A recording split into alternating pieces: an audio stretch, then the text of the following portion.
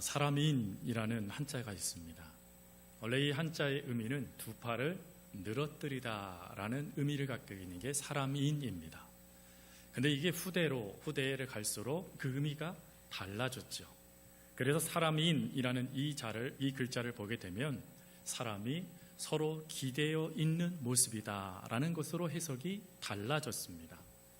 그 이유는 바로 우리 사람들은 결코 혼자서는 살아갈 수 없고 함께 연합하여 등을 기대며 살아가는 자들이기 때문이다라는 것이죠. 그리고 이렇게 혼자 살아갈 수 없기에 누군가의 등을 기댄 이 선택, 안타깝게도 역설적인 모습이 등장하게 됩니다. 그것은 사랑하고 또 사랑받고 싶어 서로 등을 기댔는데 문제는 그 속에 안타깝게도 오히려 상처를 받는 일들이 발생되더라라는 것입니다. 즉 가장 가까이에서 내 등을 버텨주고 또 누군가의 등을 버텨주는 그에게 서로 상처 주고 상처 받는 삶을 우리가 살아가더라라는 것입니다.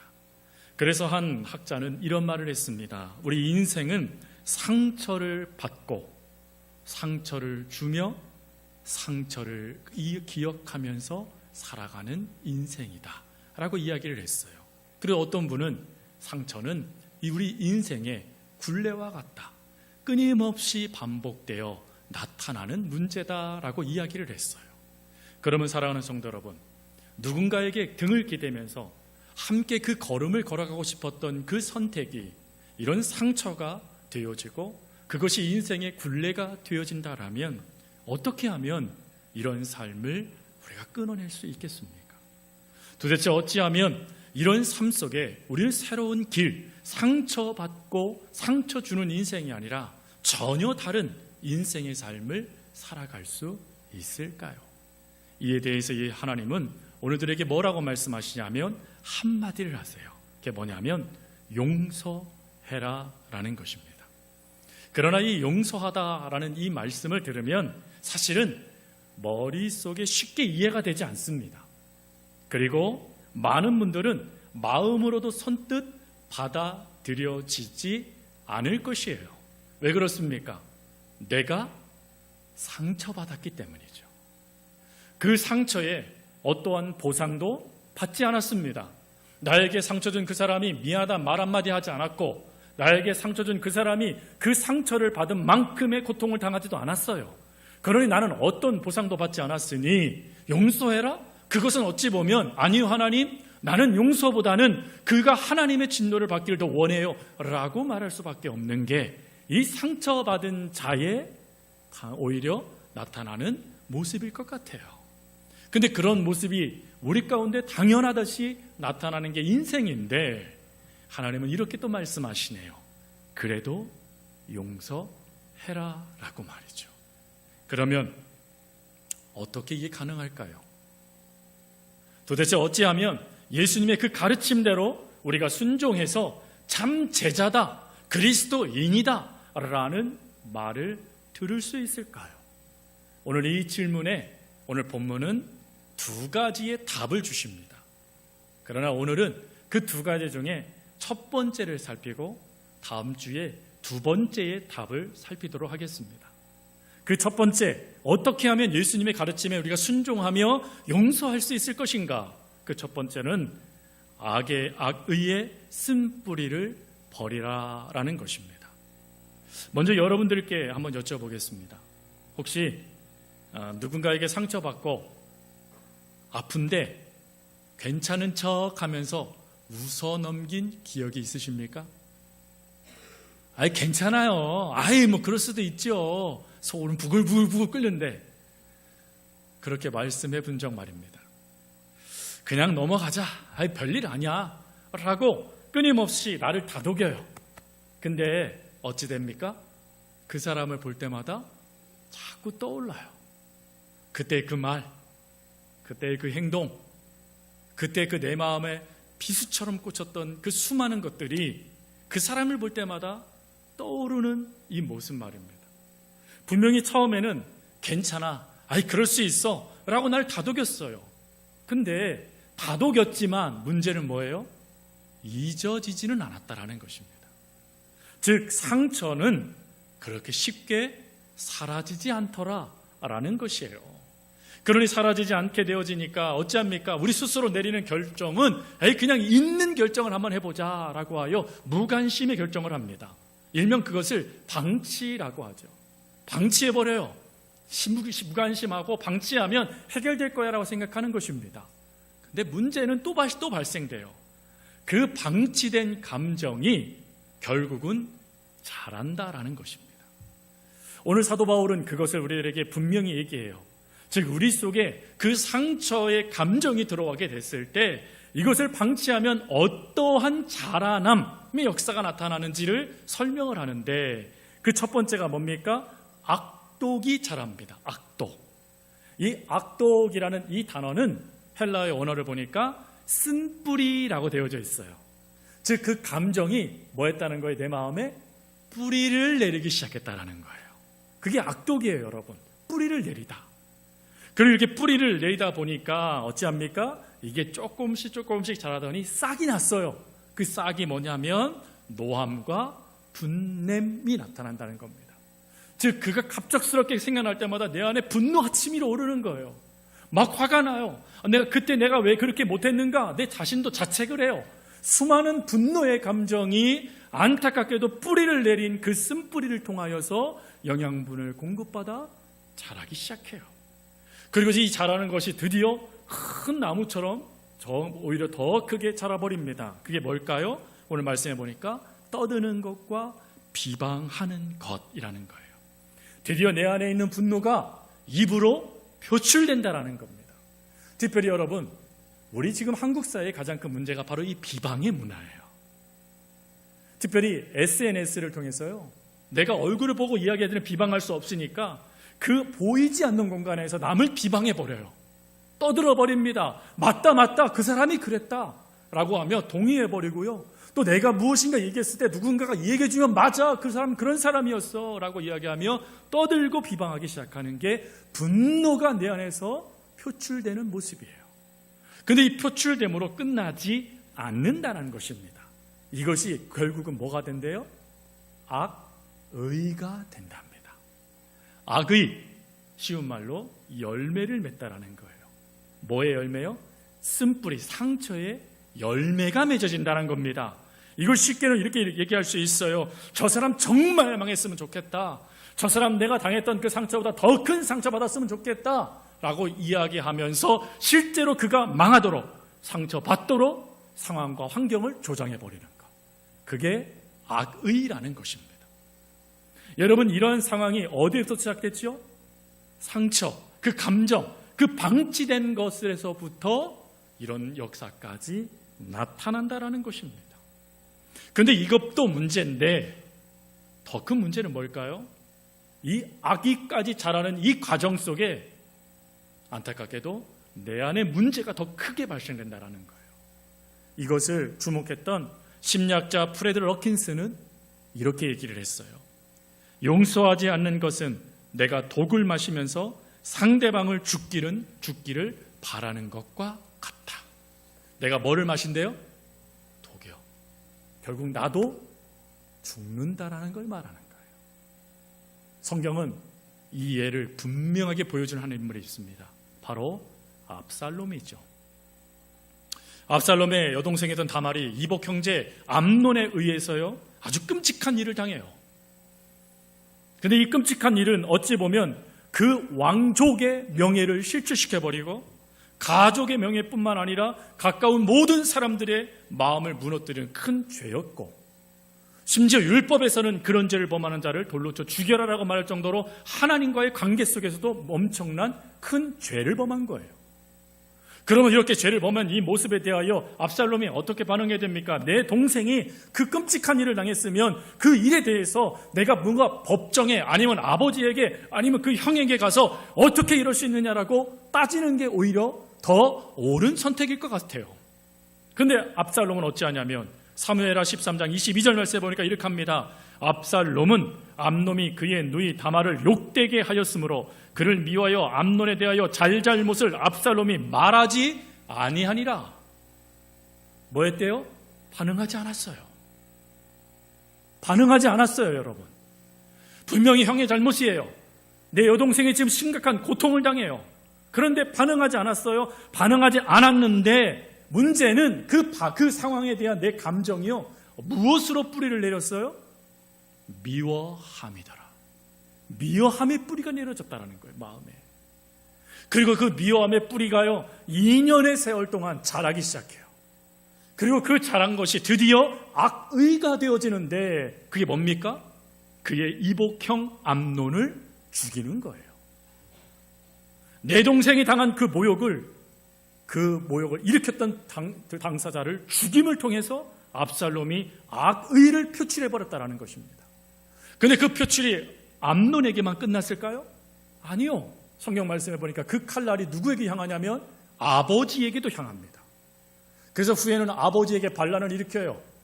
그리고 온 나라가 내전이 발생되어집니다. 즉, 한 사람의 악이, 그 방치된 감정이 온 민족을 죽음의 구렁텅이로 밀어버렸다라는 것입니다.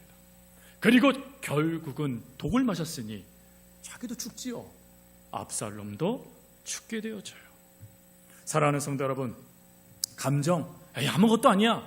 방치하는 그 감정이요, 이렇게 무서워질 수 있다라는 것입니다. 그렇기 때문에 성경은 우리들에게 말씀하시는 거예요. 그 쓴뿌리가 반드시 악의까지 자라나게 된다. 그러니 그런 상황 가운데 너도 남도 죽이는 칼을 휘두르지 말고 그 생각, 그 감정, 그걸 뿌리 내리지 못하도록 그것들을 버려라 라고 말씀하시는 거예요. 여러분이 버리다라는 이것은 단순히 겉으로 그 행동을 변화시키다라는 의미가 아니라 마음의 태도를 완전히 바꾸다라는 의미의 말씀이죠. 그런데 여기서 여러분 기억할 게 하나가 있어요. 제가 질문으로 드리겠습니다. 여러분, 하나님의 말씀에 자, 버려라 그러면 버려집니까? 안 버려집니까? 지금부터 나 버렸어 하고 딱 잊었는데 그 사람을 딱 보니까 왜 그때 그랬지? 그럼 버린 거예요? 안 버린 거예요? 버렸다가 다시 주순 거죠. 이게 뭘 의미하는 거죠? 우리는 안타깝게도 이럴 수 없다라는 걸 말하는 거예요. 분명히 성경은 버리래요. 그래야 네가 산대요. 근데 문제는 안 버려져요. 안 버려져요, 여러분. 해결되지 않아요. 그것이 분명히 하나님의 뜻인 줄 아는데 안 되는 거예요. 안 돼. 그러면 이 버려라 잘못된 말씀 아닐까요? 근데 이것이 사실은 사도 바울이 말하는 말씀의 핵심은 아니에요. 사실 이 버려라라는 이 부분의 핵심은 뭐냐면 이 버리다라는 이 단어가 수동태로 쓰여졌다는 거예요. 수동태. 수동태는 뭘 의미하죠? 내가 아닌 누군가를 통해서 되어지는 걸 말하는 게 수동태예요. 즉, 이 말씀의 의미는 무엇이냐면 내가 버리겠다라는 나의 결정을 요구청하는 게 아니라 누군가가 너를 통하여 버려지게 하라라는 뜻이에요. 그럼 그 누군가가 누굴까요? 바로 하나님이시죠. 즉, 하나님으로 말미암아 그 감정의 쓴뿌리가 내리지 못하도록 그것들을 버려지도록 하나님께 맡겨라. 하나님께 의지하라. 하나님께 내어드려라 라는 표현이 버려라 라는 말씀이에요. 자, 그러면 여기서 질문하게 되죠. 그러면 어떻게 하면 하나님께 내 감정을 하나님께 버려주시도록 내어드릴 수 있을까요? 어떻게 하는 게 방법이죠? 어떻게 해야 내가 하나님에 통하여서 내 이 감정들, 내 마음을 지금 병들게 하는 그 감정들을 뽑아낼 수 있지요? 라고 질문할 수 있지 않겠습니까? 이에 대하여 분명한 것은 세 가지의 방법이 있습니다. 첫 번째 방법은 뭐냐면 인정하는 것입니다. 인정하는 것. 자, 여기서부터 어렵습니다. 솔직하게 하나님 앞에 인정하다. 이것은 사실은 우리가 잘 못하는 거예요. 왜 그렇죠? 사실 하나님께 인정하기 전에 먼저 우리가 내가 살아야 되기 때문에 내가 감정적으로 이 살기 위해서 무엇인가 보호 본능이 발동되어져요. 그 보호 본능이 무엇입니까? 나는 괜찮아. 나는 별로 화나는 게 없어. 그냥 서운했던 것뿐이야 라고 하면서 그 감정을 별것 아닌 것처럼 여겨버려요. 그런데 여겨버리는데 사실은 결정적인 이유가 있어요. 아무것도 아닌 것처럼, 별 문제 아닌 것처럼 우리가 누군가에게 이야기하는 데는 사실은 더 중요한 이유가 하나 뒤에 있어요. 그게 뭘까요? 인정하면 나중에 내가 약해 보이는 것 같은 거예요. 인정을 하면 마치 내가 잘못한 것처럼 여겨지는 거예요. 인정을 하면 내가 진 것처럼 여겨지는 거예요. 그러니 내가 지기도 싫고 내가 약해 보이기도 싫으니까 강한 척하는 게 우리의 선택이라는 것입니다. 믿음 있는 척, 마음 넓은 척, 그게 여러분 사실은 우리를 병들게 하고 있다는 걸 우리가 속고 있는 거라는 것입니다. 그래서 성경은 우리들에게 이렇게 말씀을 하세요. 요한일서 1장 8절 9절에 이렇게 말씀하세요. 만일 우리가 죄가 없다고 말하면 스스로 속이고 또 진리가 우리 속에 있지 아니할 것이요 만일 우리가 우리 죄를 자백하면 그는 미쁘시고 의로우사 우리 죄를 사하시고 우리를 모든 불의에서 깨끗하게 하실 것이요. 아멘. 여러분 여기서 뭐라고 말합니까? 우리가 내가 강해, 아니야 난 마음이 넓어 라고 하면서 그때 그 감정이 아무것도 아닌 것처럼 여겨버리는 그 수많은 것들은 결국 누구를 속이는 거래요? 나를 속이는 거래요. 나를 속이는 거래요. 이 속이다는 것이 뭐죠? 문제의 원인은 그대로 있는데 겉만 화려하게 꾸미는 걸 말하는 거예요. 힘들어요. 상처예요. 눈물이에요. 고통이에요. 그런데 안 그런 척하는 거예요. 아유 엄마는 괜찮아. 에이 아빠는 다 참을 수 있어. 아니요 여러분. 섭섭함이 참 무서워요. 그래서 여러분 마귀 중에 제일 큰 마귀는 뭐래요? 섭섭마귀. 목사님 섭섭합니다. 아유 그럼 큰일 나요. 신방 가야 돼요. 섭섭함은 무서워요 여러분. 섭섭함에 이 감정이 버젓이 있는데 안 그런 척 한다는 거예요. 그러니 여러분 안 그런 척하는 그 모습을 하나님은 안타까우시면 뭐라고 말하냐면 네 속에 내가 없다라고 말씀하시는 거예요. 하나님을 믿지 않으냐니 네 감정에 따라 네가 지금 이렇게 반응하고 있는 거야 라고 말씀하시는 거예요. 그러면서 이렇게 말씀하세요. 만약 네가 자백하면, 즉 네가 어떤 자인지를 솔직히 인정하면 하나님이 어찌하신대요? 깨끗하게 하신대요. 깨끗하게 하다라는 카타리조라는 헬라어의 의미는 단지 표면을 닦아 윤기가 나다, 광택이 나다라는 뜻이 아니라 이 뜻은요 오염 자체를 완전히 제거하다라는 뜻이에요. 즉 우리 속에 지금 감정이 들어왔잖아요. 상처가 들어왔잖아요. 그것들을 완전히 제거해 버리시는 것, 그게 깨끗해진대요. 근데 감사한 게 뭐예요? 말씀해 보니까 모든 불의에서라고 말씀을 하세요. 이 모든 불의, 즉 예외가 없다라는 거예요.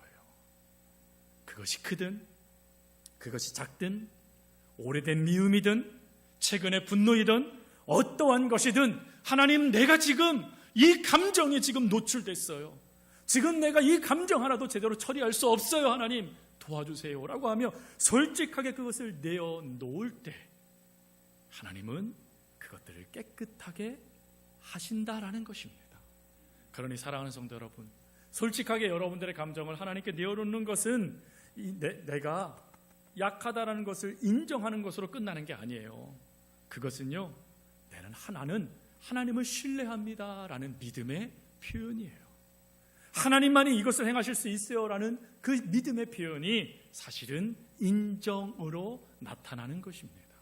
그러니 힘들겠지만 여러분들 가운데 있는 그 상처, 그 포장하면서 안 그런 척했던 그 아픔들을 하나님께 솔직하게 내어놓으십시오. 이것이 첫 출발이에요. 그리고 난 다음에 두 번째가 뭐예요? 심판의 자리에서 내려오십시오라는 것입니다. 사실 첫 번째도 힘들지만 이 두 번째도요, 말처럼 말처럼 쉽지 않아요. 서유결은 제가 쉽게 하지만 현실은 그렇게 넉넉하지 않으실 거예요. 왜 그렇지요? 심판 자리에서 내려오고 싶지 않아요. 더군다나 내가 하나님께 맡기면 내가 원하는 답이 아닌 하나님이 원하시는 답을 나에게 줄 것 같은 거예요. 용서해라. 아니 나는 지금 심판을 받고 심판자가 되어져서 너 내 잘못했어? 그럼 무릎 꿇어. 이게 지금 내가 원하는 건데 하나님이 내 그 권한도 빼앗아 가시는 거예요. 그리고 하나님이 내가 원하는 것, 그렇다면 하나님 하늘에서 불이 내려서 동을 태우시던지. 아멘 안 하시니까 혹시 믿음이 있으세요? 아멘 하면 어떡하나 깜짝 놀랐어요 제가. 아멘 안 하시니 감사합니다. 아니면 하나님이 뭔가 이렇게 땅 때리시던지 그런 것들이 있으신 게 원하는 건데 하나님이 그런 건 전혀 하지 않으실까 봐 우리는 어찌하냐면 그 주도권을 절대 하나님께 넘기지 않습니다. 그리고 꽉 움켜쥐어요. 어디 한번 두고 보자. 그게 우리들이라는 거예요. 아마 여러분들 삶 속에도 지금 이 순간에도요 움켜쥐고 있는 그가 있으실 거예요. 움켜쥐고 있는 그. 그런데 사랑하는 성도 여러분, 하나님이 그것이 악의로 도출되어 압살롬의 길을 걸어갈까 봐 두려우셔서 우리들에게 이렇게 말씀을 하세요. 로마서 12장 19절 말씀. 내 사랑하는 자들아, 너희가 친히 원수를 갚지 말고 하나님의 진노하심에 맡기라. 기록되었을 때 원수 갚는 것은 내게 있으니 내가 갚으리라고 주께서 말씀하시니라. 아멘. 사랑하는 성도 여러분, 심판은 내 영역이 아니라는 거예요. 심판은 하나님의 영역이라는 것입니다. 그러니 심판 자리에서 우리가 누군가를 판단하기보다 그 역사를 하나님께 맡기는 것, 이것이 하나님께서 우리들에게 더 요청하시는 믿음의 모습이라는 것이에요. 여러분, 이렇게 우리가 하나님께 이 모든 것들을 맡길 때 그건 포기가 아니에요.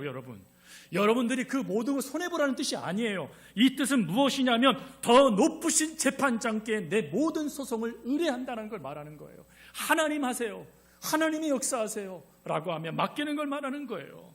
그랬을 때 하나님께서 이렇게 역사하십니다. 신명기 32장 35절 말씀. 그들이 실족할 그때에 내가 보복하리라. 하나님이 하시겠대요. 내가 그렇게 역사하겠대요.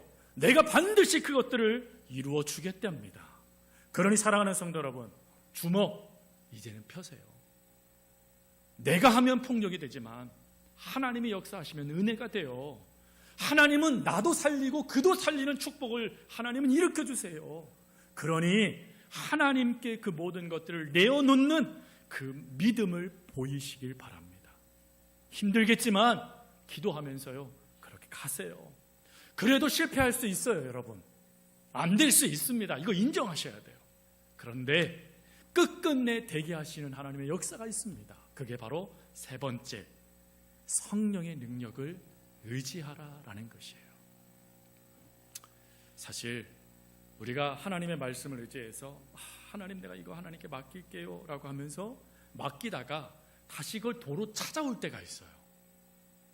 아까도 말씀드렸지만 우리가 제대로 맡기지 못할 때가 있어요. 왜 그럴까요? 자존심이요, 자존심. 차라리 자존심을 바꿔주면 금값이라 되면 마음대로 바꾸겠는데, 버리겠는데, 자존심을 버리면 뭐가 되죠? 자존심을 내가 취해서 갖고 있으면 뭐가 되죠? 싸움, 다툼만 되어져요. 그 자존심이요. 근데 이 자존심 중에 특별히 신앙 자존심이요. 신앙 자존심. 내가 예수님을 몇 년 믿었는데 이 정도는 아무것도 아니야 하다가 넘어지는 이들이 얼마나 많습니까? 신앙의 연수와요, 감정 해결의 모습은 다르더라고요. 내가 몇십 년 믿었다고 이 감정 처리 내가 잘할 수 있어? 아니요, 그렇지 않습니다. 오히려 여러분, 오히려 우리가 이런 고백 더 많이 하잖아요. 나 하나님 헛믿었나 보다. 나 이것밖에 되지 않네 라는 고백이 오히려 더 많이 나오는 게 신앙 자존심의 결과라는 것이에요. 그래서 이런 모습 때문에 우리가 좌절하고 자책해요, 자책. 근데 여러분, 그건 하나님이 원하시는 게 아니에요. 그리고 여러분들에게 희소식과 같은 은혜가 하나가 있어요. 그게 뭐냐면 설령 여러분들이 실패했어도 기죽지 마세요. 왜요? 성령님이 역사하세요. 로마서 8장 26절에 이렇게 말씀합니다. 이와 같이 성령도 우리의 연약함을 도우시나니 우리는 마땅히 기도할 바를 알지 못하나 오직 성령이 말할 수 없는 탄식으로 우리를 위하여 친히 간구하시느니라. 여러분, 여기에서 중요한 단어가 도우시다라는 단어예요. 이 돕다라는 단어는 헬라어로 시난틸람 바노마이라는 단어예요. 어렵지요? 이 단어는 세 개의 단어가 합쳐진 합성어예요. 첫 번째 단어는 함께라는 단어, 두 번째는 맞은편에서, 세 번째는 붙잡다라는 의미가 더해진 게 돕다라는 단어입니다. 즉 여러분들이 무거운 짐을 짊어질 때 아니면 들 때 반대편에서 그 짐을 함께 들어주는 것처럼 성령님께서 우리 곁에 오셔서 우리가 감당할 수 없는 짐을 함께 져주신다, 들어주신다라는 의미가 도우시다라는 말씀의 의미인 거예요. 성도 여러분, 우리 성령님은 말씀만 하시는 분이 아니세요. 우리 성령님은 여러분들이 그런 문제, 버리지 못하는 그 문제를 안타까워하세요. 그래서 그 문제를 직접 도우시기 위해서 여러분 곁으로 달려오시고 그 무거운 짐, 그 무거운 감정을 뽑아내도록 하나님께 내어드리도록 함께 그 문제를 들어 버려주시는 분이 바로 성령님이시라는 것입니다. 이 놀라운 은혜를 경험했던 인물이 다윗이죠. 여러분, 다윗은 그가 하나님을 위해 일을 했지만 쓴뿌리와 같은 잘못된 감정이 들어오는 사건을 겪게 돼요. 그게 뭐죠? 장인어른이 자기를 죽이려고 달려들고 있는 거예요. 자기를 죽이려고요. 잘못한 게 없어요. 그런 수많은 어려움들을 겪다 보니까 그 속에요, 이 쓴뿌리가 자라고 이게 악의로 도출될 수 있지 않았겠습니까? 정말 그 은혜의 자리도 펼쳐졌어요. 엔게디 동굴과 그리고 사울의 진영에서요, 복수할 수 있는 기회가 주어졌어요. 심지어 함께 있던 부하들이 뭐라고 말하냐면 하나님이 주신 기회입니다 라고 하면서요 막 부추겨요. 그러니 여러분, 그때 칼을 들어 얼마든지 사울을 죽일 수 있었지 않았겠습니까? 합당한 이유도 있었다니까요. 그런데 그때 다윗이 이렇게 얘기합니다. 사무엘상 24장 6절 말씀. 자기 사람들에게 이르되 내가 손을 들어 여호와의 기름 부음을 받은 내 주를 치는 것은 여호와께서 금하신 것이니 그는 여호와의 기름 부음을 받은 자가 되민이라 하고, 그러지 않겠다는 거예요. 내가 하나님이 아니라는 것입니다.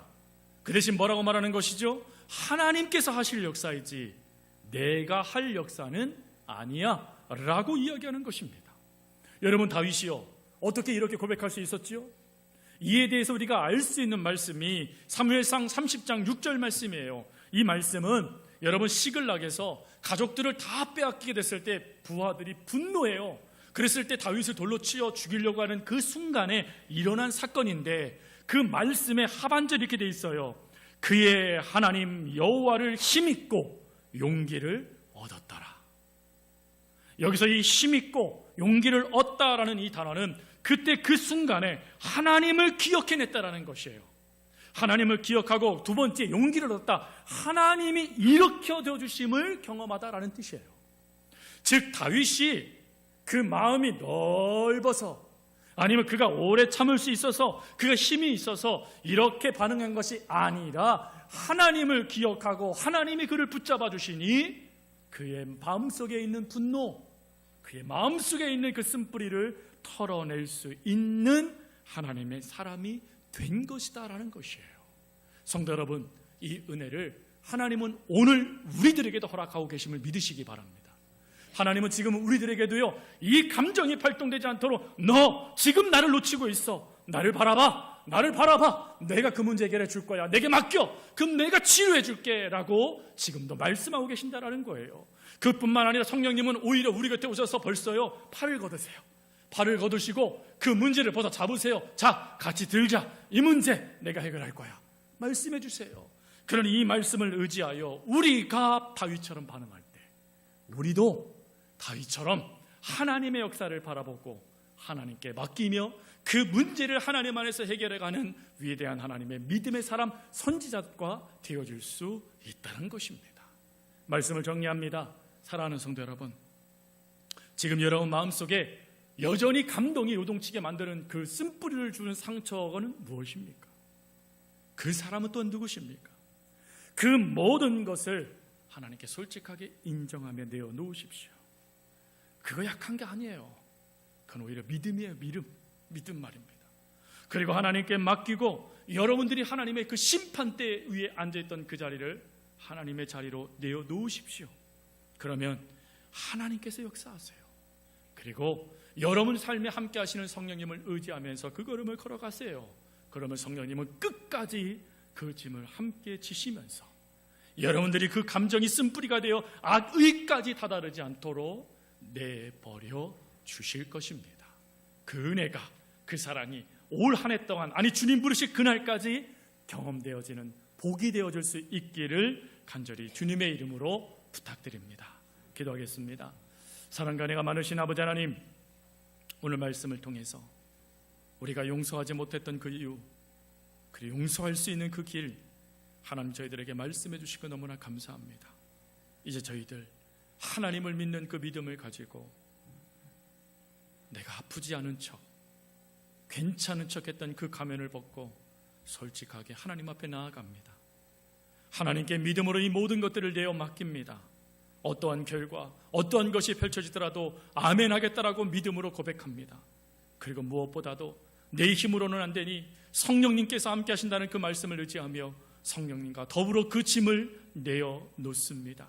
하나님, 이 모든 문제들을 해결하여 주시고 그리고는 완전히 치유받아 하나님이 기뻐하시는 그리스도인의 삶, 제자의 삶을 살아가는 저희들 하나님 되게 하여 주옵소서. 감사합니다.